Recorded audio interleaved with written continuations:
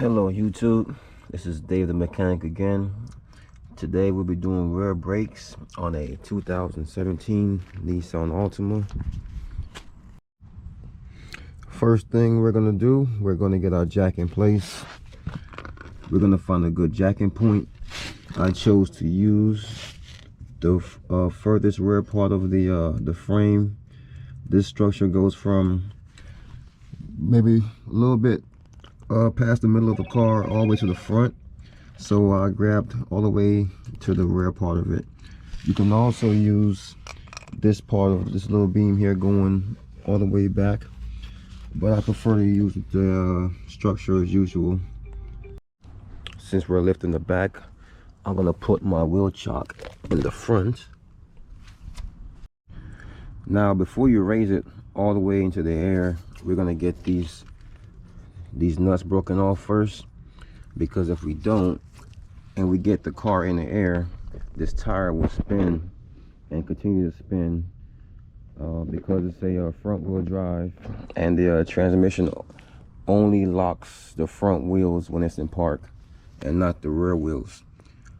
So we're gonna leave the jack down, we're gonna loosen these up, and then we're gonna raise it up, then finish taking them off, and then that's how we're going to get this tire off. Okay, I have it up in the air. Now I'm going to place my jack stand right next to my jack. Okay, the tools you're going to need to get this done. It's a 14mm bolt that holds this caliper in. So you can use a 14mm wrench, or you can just use a 14mm socket on a ratchet.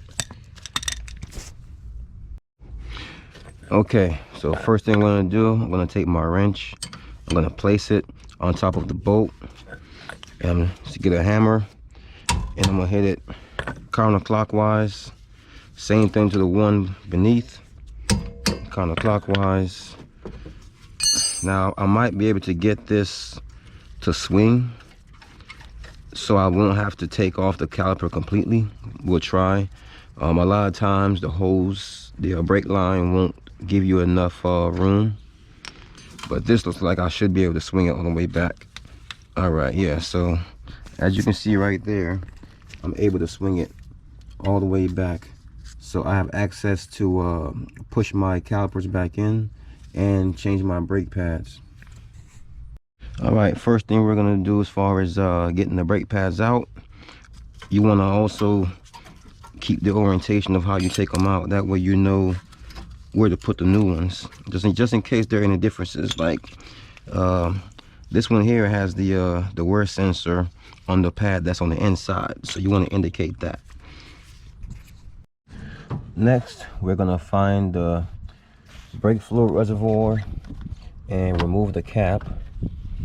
That way we can give the fluid space to come back up once we compress the pistons into the brake calipers. So that's an important step. You don't want the fluid to force on its own, so go ahead and remove that.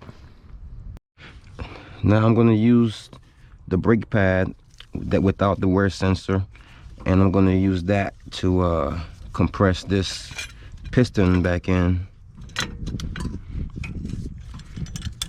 So you get your C-clamp, you put the brake pad up there right in front of the caliper, right in front of the piston.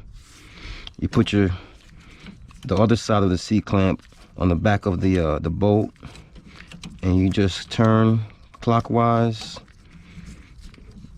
until it's all the way in. And that's pretty much it for getting the piston back in.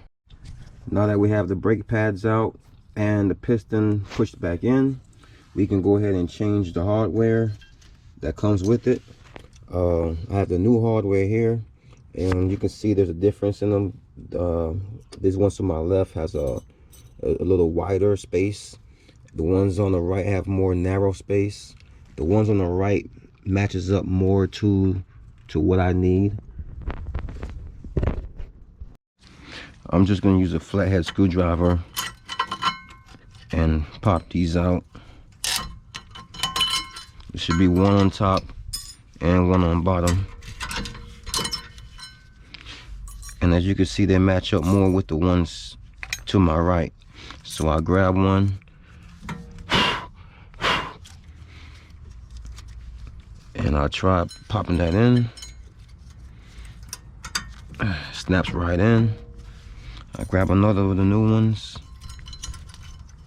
and I try snapping that in,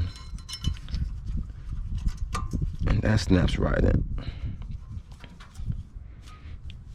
All right, now that we have our brake pads, our old brake pads, so now we can match them up with what we're going to change them with.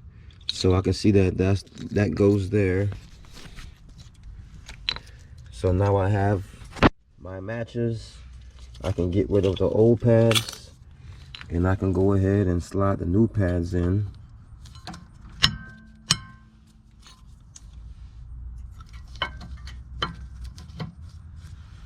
Just like that.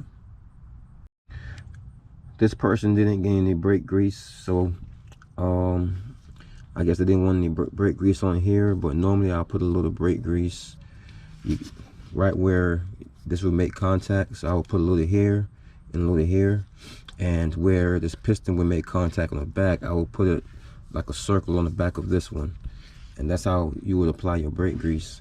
Then you can slide your caliper back up, pop your bolt back in,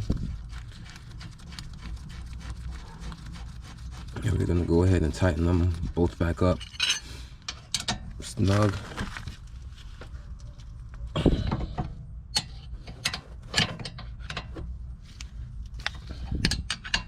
Make sure you tighten both back.